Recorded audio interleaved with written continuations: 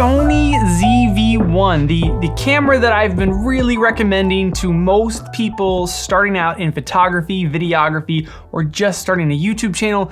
But there was one main thing that a lot of people complain about, and we're gonna see if we can fix that today. Before we jump into that though, before we fix the flaw on this camera, maybe you hit that like button below. That helps this channel out a ton, helps this video get noticed in the algorithm, and also maybe you head over to the merch shop at shopdavidmanning.com, pick yourself up the coziest, ow, I bit my lip, the coziest damn sweater that there ever done been. This thing, it's like the perfect sweater. You know that sweater that you can wear when it's like 50 degrees to 70 degrees, like it's just like, it's that perfect thickness. And then if it gets colder, you can just layer, you can put a jacket over top of it. That's this hoodie. It's real good. And this hoodie, along with the Be a Good Human t-shirts, now in black, are on the merch shop for 20% off. Once again, I put it back on there, 20% off. They're there until the 19th, which is the last day that you can order, and I guarantee it'll get to you by Christmas. If you live in the US. If you don't live in the US, or you live in like Alaska or Hawaii even, I can't guarantee that at all. But if you do live in the US, then order by the 19th and you'll get it for Christmas. Yeah, super cozy sweatshirt, and it helps this channel a ton. Also helps me buy gifts for Eleanor, so that's super cool of you. Thanks.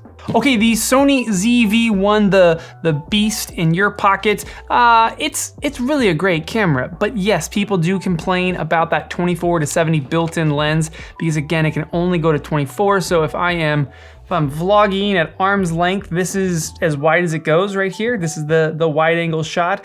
This is standard stabilization, so if I was using active stabilization, it would punch in even a little further. Now, I normally don't film just with this. Even if I'm taking this little guy out, I'll have some kind of pole or stick that I'm using. So add on something like the Polar Pro Apex base model edition with the Joby head. So again, here is just arm's length if I was to hold the camera, and then if I was to grab the tripod bit and go out further. Now, this is a pretty acceptable width, I think. Like, this is already pretty wide. Again, it's not a 16 mil. I'll put this camera right next to this camera. So let's get, okay, the two cameras are now the same width away from me. This is at 24 millimeters. This one right here, let's go. Okay, so now you can see that's a crazy big difference. So this camera is at 16 millimeters, and this camera is at 24 millimeters. You can clearly see a difference. Both cameras are the exact same distance from me. Yeah, that's a big difference. Okay, so what's the solution here? Well, Ulanzi sent me over this guy. This is the Ulanzi WL1, and it's a wide angle lens for this camera. Now you'll notice that this camera doesn't have any kind of screw mount. It's not designed to take filters or wide angle lenses. So you gotta get one of these little guys from Ulanzi, which I think when you order this comes with this. I'm not positive. They sent these over and they came in separate boxes, but I'm pretty sure when you order this, you get one of these. Don't quote me on that though. Make sure that when you buy this, make sure you get one of these. And what this basically is an adapter that is going to stick onto the front of my camera. So you see this little bit right here, it's like a step-up ring. So there's a filter on the inside here, and then on the back is a ring of 3M. So the idea is I'm gonna take this, I'm going to stick it to the front of this camera, and then it gives me a 58 millimeter thread that I can then take this lens and screw it onto. Yeah, it makes me a little nervous. Mainly it makes me nervous because I'm adding weight to the end of this. So there's motors inside of this camera that are designed to make this lens go out and then make the lens go back in. And even if you just touch it, you can tell it's not a super robust design, right? So the idea of putting a lot of weight on the end of it, I'm a little nervous. Let's give it a shot. Yeah, what do we have to lose except a $800 camera? All right, so the idea here is to have the lens already extended when you mount this, and obviously I'm gonna try to mount this as centered as possible. I want this really, really, oh, I think that was good. That was good. I really got it on there. So I'm holding this little piece, like the final part of the tube, while pressing down on the adhesive, because again, I don't want to press against the motors.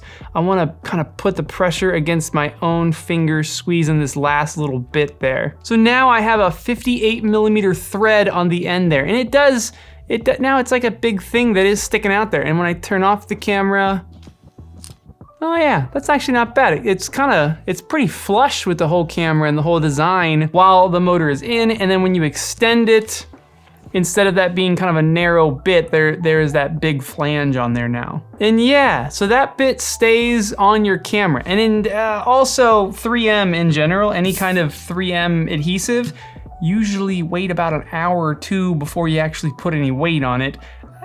Today we're just gonna go for it. We're just gonna give it a shot. Okay, here's what the actual lens looks like. It's oh geez, that was almost bad. And there's the lens right there. It's a beefy lens. I will say, oh, it has a metal screw cap on the back. That's interesting. Here's the rear of the lens and the front of it. This is like it's a heavy glass element. It's not, you know, like when you get a Moment lens for your cell phone and you get it and it's such a small lens, but you go, that's very heavy. This is actually quite heavy, which does kind of accentuate my nervousness about putting it on this camera and having weight against the motors of this little teeny tiny camera. So just get it lined up right there and oh, it screws in there for a long time. Okay, wow, it really changes. Wow. It makes it a very front heavy camera now. Like it's definitely nose heavy now, but ooh, it already looks a lot wider. What does that look like now? That's actually quite a bit wider than it was before. Let's just do a little test. Okay, here is without the lens, and then there it is with it, without it, with it. That's a significant difference right there. Hang on, I'm gonna put it on the pole and then we'll see the difference on the pole as well. Okay, so this is how I would normally vlog with this camera. Again, this is at 24mm. When we add this is supposed to take me to 18mm. So let's see and check that out. That's actually not as bad as I was expecting. Now, the reason I didn't have super high hopes for this is I've had adapters like this before. There's been adapters like this for the RX100, and really the main thing is the corner. So most of these lenses are really sharp in the middle, which is nice, but when you get towards the corners, they're kind of garbage. This one actually looks pretty good. Let's put it next to the Sony again. So again, this is, let's go without it again. All right, so this is 24mm over here, and this is 16mm. I'm gonna pop this back on this camera. So this is 18mm, this is 16mm. Now, on the wide end, if you know much about focal lengths, I wonder if this mic is picking me up at all. On the wide end, if you know much about focal lengths, the amount, the millimeters count a lot more. Like a difference between 50mm and 52mm, not that big of a deal. It's kind of hard to notice. A difference between 8mm and 10mm, really a significant difference. So the difference between 16mm and 18mm, while not a big number jump, it is still a big change in framing. It looks pretty dang good, kind of edge to edge there. That's super impressive. There's also another feature on this that if I remove half of the lens itself actually splits in half. So half of the lens screws off. So half the lens stays on there, and this is now a 10 times macro lens. So when half of the lens is on there like that, let's see first if I can get close without the lens. Hit record here, and there's that text. This. Okay, so I can't get crazy close. Let's pop this thing on there, and let's see how close we can get now. And yeah, I would say that's significantly better. I wonder if I can zoom, if that'll increase the macroness. This should, in theory. Oh yeah, look at that. So that's zoomed all the way into 70mm. I'll take that off again and see at 70mm how close I can get. And, oh, I can't even do it at all at 70mm. So at 70mm, this is the closest focusing distance. Now at 70 millimeters, it's actually best if I'm way up in here and I do that. Look at that. Huh. All right. Well, I didn't think that would be so cool. I don't really shoot macro on a tiny camera like this very often, but it is kind of cool that they do that. So if you have half the lens on there, macro lens, 10 times macro.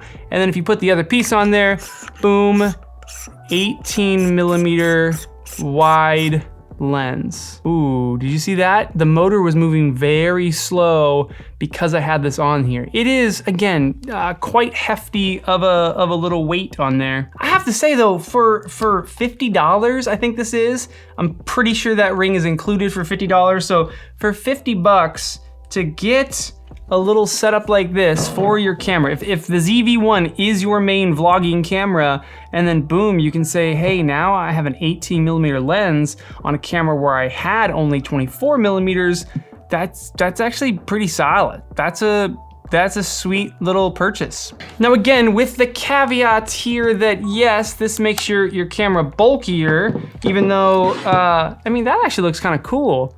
That's actually like a cool looking little setup with that on there. It makes it look more like an RX-1 or something like that. But it does make the camera quite a bit heavier. Even though you can remove that lens, you have to have something else with you. So this obviously isn't going in your pocket anymore. Right now, how it is, I definitely keep it in my pocket or a small pouch. Normally I have a little pouch for this thing. I put it in there and then I'm a dork and I have it on my hip like a tourist wherever I go. And I definitely don't think that this would fit on it while it went in that pouch. So you would have to take this thing on and off every time you wanted to put it away and then take it back out.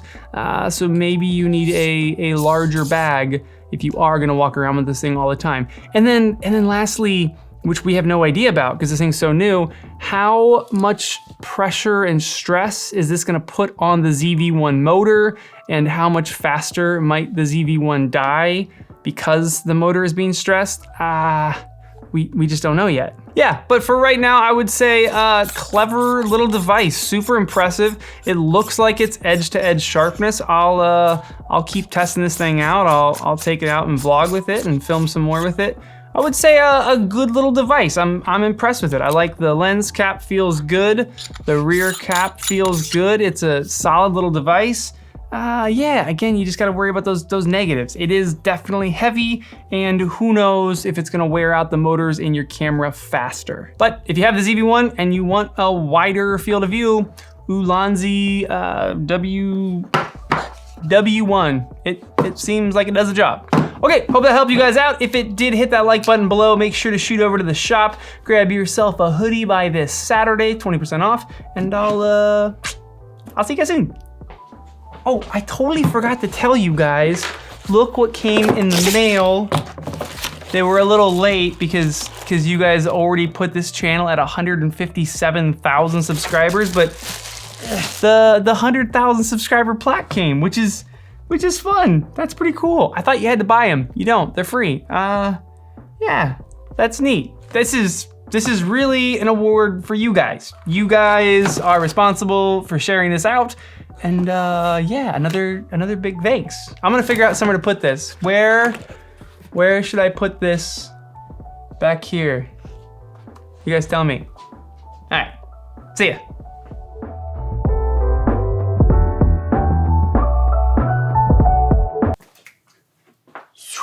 Pretty much since the Sony ZV-1 came out, it's kind of been my go-to recommendation for people that are just getting into photography, Photography twice?